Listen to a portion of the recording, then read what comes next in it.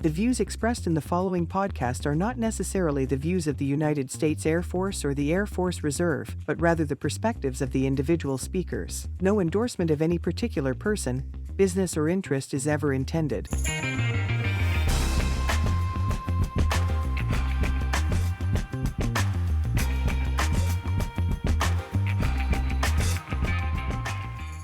Greetings, Alamo Wing family, friends, and fans. Welcome back to Ready, Set, Airlift. I'm your host, Julian Hernandez. On this episode, we're talking about the challenges reservists face when balancing their military responsibilities with their commitments, goals, and aspirations on the civilian side. For some insight on this balancing act, my colleague, Master Sergeant Jacob Lewis, sat down with an Alamo Wing leader who's been successfully managing these competing requirements for decades. Alamo Wing. Today I have Colonel Albrecht with me. Colonel, how are you doing today? How's your week been? I know it's been busy for you. You're transitioning soon. Everything's always crazy here in the maintenance group, but the week's been going pretty good, and we're all lined up for the exercise. So I'm proud of the team that we have here, and things are going good. Excellent. I know your days here are numbered. Can you tell the audience where you're going? Can you tell us about it? Yeah, I was selected to become the deputy commander for the Force Generation Center out there at Warner Robins. So basically, they have two missions. One is tracking all the deployers for the reserve and also tracking all the reserve aircraft flying around the world at any one time. How do you feel about it? You going to big AFRC? I'm looking forward to it. I don't know if you're aware, I'm geographically separated from my family, and they're all back at Warner Robins waiting for me to get back there. It's exciting for them, but it's bittersweet because I love the unit here, and it's a great team, but I am looking forward to going and moving on to the next chapter of my life. Very exciting. I did not know about your geographically separated situation, so congratulations to you and your family. As you prepare to transition to your next role, what reflections come to mind about your time here at the 433rd Maintenance Group? Anything stood out? Positives? I've already touched on it. We've got a great unit here. Years ago, they cut the unit down to 8 aircraft and cut our manning levels and everything. And to me, we're severely undermanned, but the unit still gets the job done. And heck, every day they impress me more and more. So part of the reason why I want to sit down with you is I learned about your very eclectic career. Here in the reserves, we're citizen airmen. We have a lot of balancing to do between our civilian life and our military life. I've learned that you've been active duty, IMA, a traditional reservist, ART, as well as a full-time commander. Is that correct? That is correct. All right, that's what I thought. I just want to make sure. So how has each role shaped your leadership style and perspective? I'll say this, on active duty, I started out in nuclear munitions, and I was an airman. I was just trying to keep my head above water at that point, but that's where I learned excellence, because you have to be excellent when you're loading nukes. There's no wiggle room. After that, I transferred to the Guard, became a crew chief on the C-5A, and there I learned the importance, the great importance of integrity. When you're working on a multi-million-dollar aircraft and other people are relying on you to be safe, you have to do the right thing when nobody's looking. And so that was a huge part of learning there. Then I became a maintenance officer right before 9/11. All my training before that, I was a volunteer firefighter, and that came into play when they told me and another young lieutenant to go ahead and manage a hangar. And they told us 800 emergency service workers were coming into town that night, and they were running operations down in New York City, the recovery operations. And so that was a challenge there. I got baptized by fire, if you will, and I learned a lot during that time.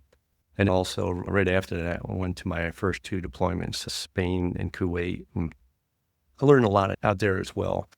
I can tell you, the heat is one thing I remember from Kuwait. One instance, I was 7 o'clock in the morning, standing in the shade, and it was 110. I think got up to 123 that day. But again, it never fails. The maintenance team always amazes me. Despite all that heat, they still got the job done. After that, I went on, joined the reserve. I went down to CENTCOM. I learned a lot about working with our Army, Navy, Marine, and even defense logistics agencies. So all of our partners across the DoD. So that was a great experience that I would never give up again if I had the opportunity to do it all over again. After that, I went on to Air Command and Staff College, learned a lot about networking and leadership techniques there, and then went and became a traditional reservist out at Whiteman. Great team out there with the A-10. That was a little different, going from knowing about the C-5 down to a fighter. But again, all aircraft have their challenges, and learned a lot from the team there. Then I went off to the Pentagon, Joint Staff. So I went out there, and I was only supposed to do 6 months out there. I ended up staying a year and a half while I was there. But that was quite interesting because not only did I have to know all about the Air Force logistics, I had to learn about Army, Navy, Marines, because that's what the Joint Staff did up there, at least my position. And also, one instance, which was a unique experience for me, was that Secretary John Kerry at the time was over in Europe, and he broke his leg, of all things, riding a bike. I think it was in Germany, and they needed to get him back to the States. So they called up our office, and I had to coordinate with the SecDef's office to put somebody outside the DOD on a military aircraft and get him home. So that's quite challenging, but we got the job done.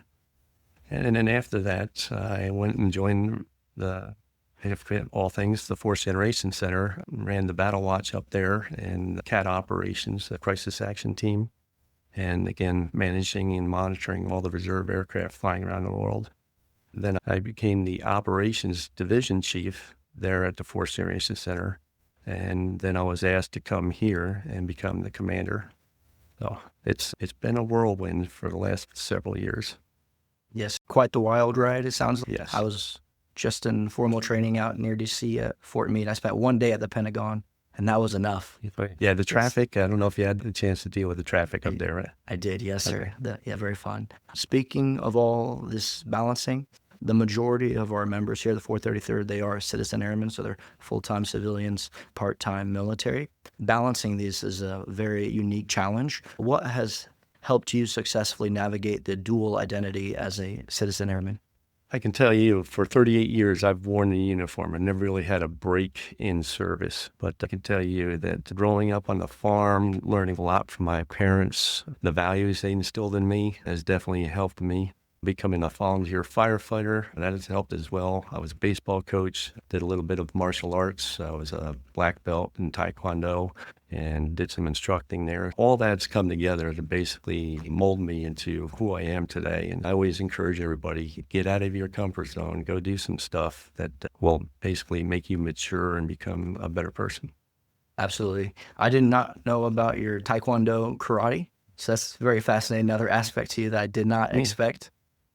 I was internationally certified through the Kukiwon in Seoul, South Korea. So that was interesting. I do want to bring up one point, too, is that one thing that helps me balance my life is having an awesome wife at home. She's my rock. I'll say that the best couples are basically complete opposites of one another. And she is everything I'm not, but she's very independent, and she's basically raised our kids on her own and has done a fantastic job. As a matter of fact, I'm flying home next week because our last one is graduating from high school. And then the second one finally convinced him to join the Air Force, so he just graduated from BMT in February, I think, or March. And so he's off to the 2T2, building up pallets for the Air Force. Very cool.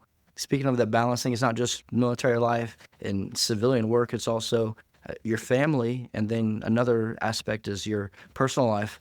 On a previous mission I went on with Colonel Gutermuth, he had told me that you had one of your creative passions was that you had written a book. I found that very fascinating. It's part of the reason I wanted to talk to you. Amid all these various responsibilities, how have you found time to write a novel? Can you tell us about what had inspired you for this creative pursuit?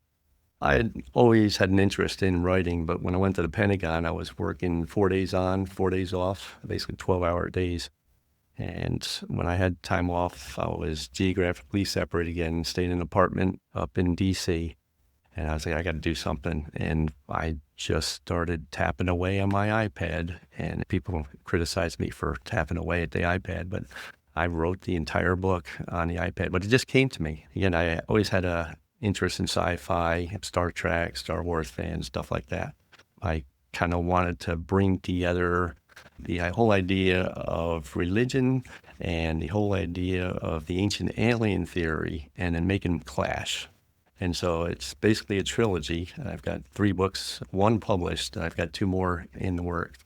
But that's basically a clash between religion and the ancient alien theory. And you'll have to get to book 2 before you realize which way I'm going with it. Very fascinating. It's right up my alley.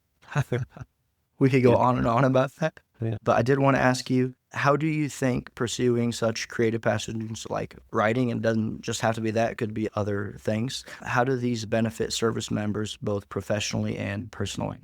I'll say that the research I had to do on this book, not only for publishing it and writing it and getting it out there to Amazon, but the perseverance. I mean, it took a lot to get through it, to basically get it all published. And it doesn't have to be writing a book. Find something where it's going to challenge you, be persistent with it, and just follow it until the end.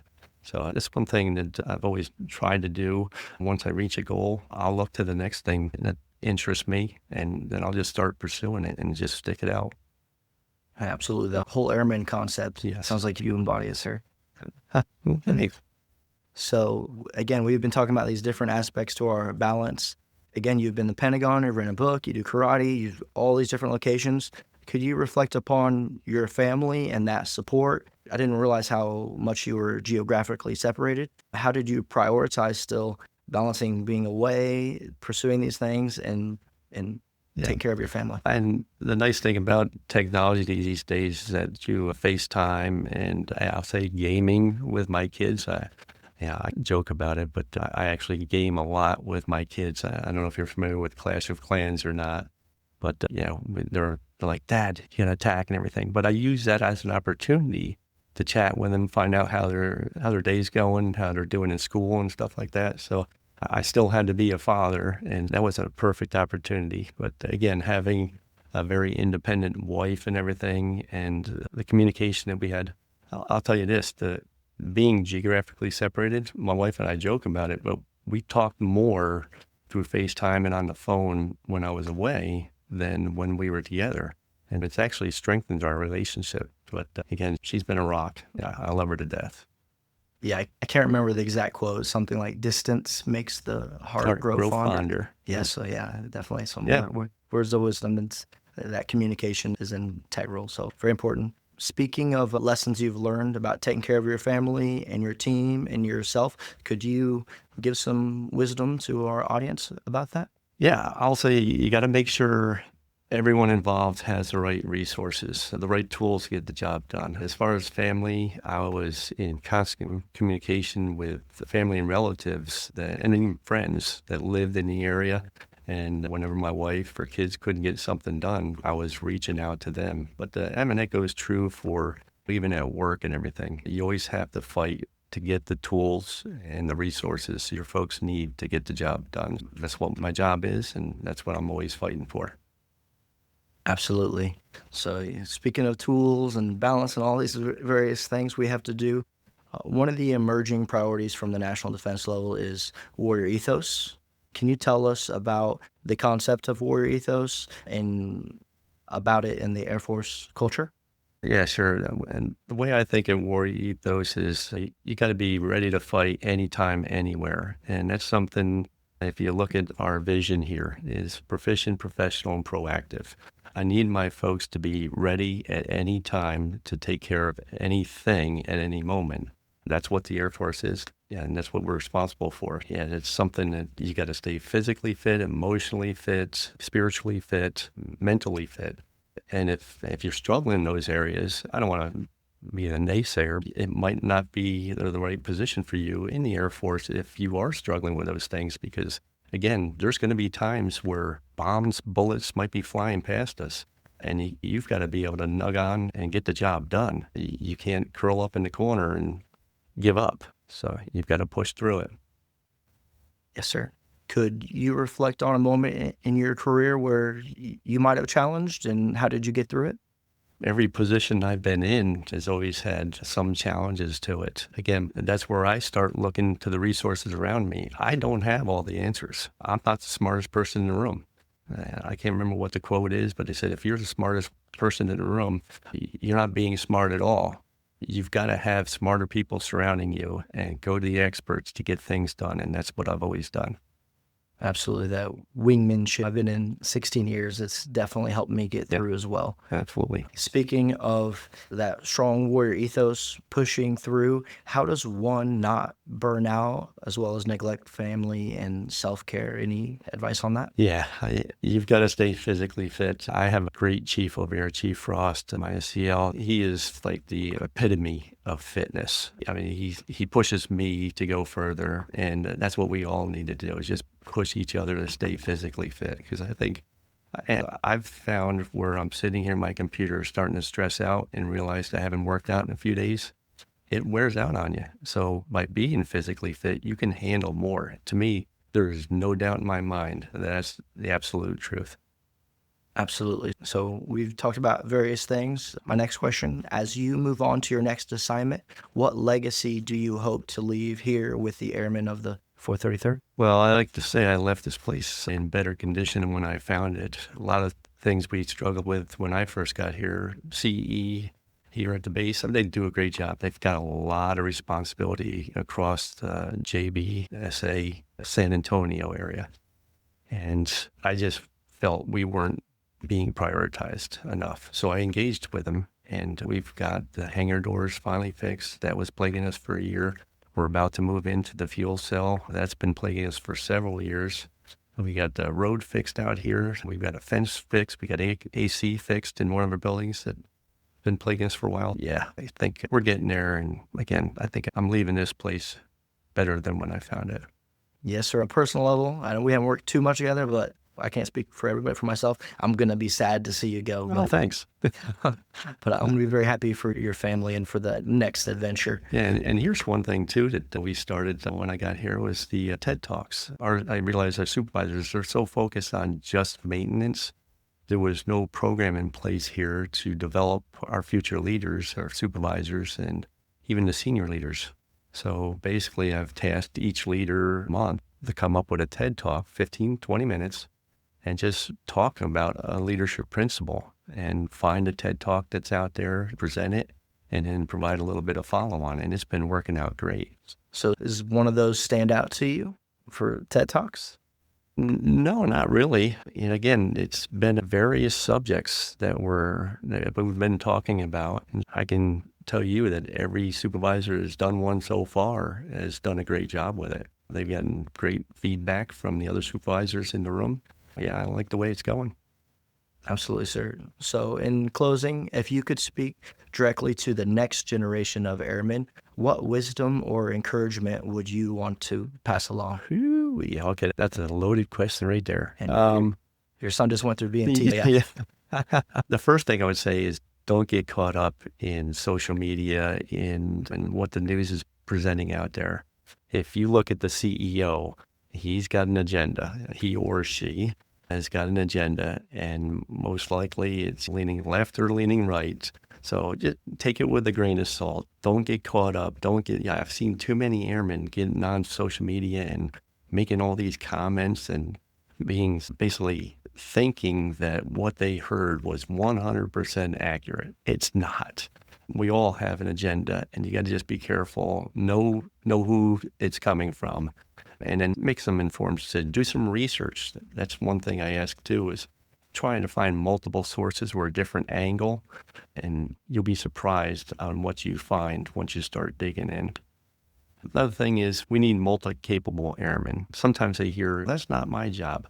Now, we're in the Air Force. We need to make things happen when it's time to make things happen. And if you're not learning now to do stuff outside of your area expertise, then you're only going to be good for one thing, and you need to be multi-capable. So that's another thing. And then the last thing I'll say is like taxes and insurance. The Air Force is a necessary evil. When it's time to execute, we've got to be stronger, tougher, more capable than our adversaries. And if we're not, we're going to lose. So again, maintain your fitness mentally, physically, emotionally, spiritually. Get out there and try to get better, be better, and do better. And I think we'll be ready for the next fight as long as you keep that in mind. Yes, sir. Perfect. I really appreciate your time. Alamo Wing, everyone. We're out. Thank you, sir. All right. Thanks. Appreciate it. For this coming UTA's announcements, please check out our monthly Alamo flyer that is sent out via email and posted on the AF Connect app. That's going to do it for this episode of Ready, Set, Airlift. I've been your host, Julian Hernandez.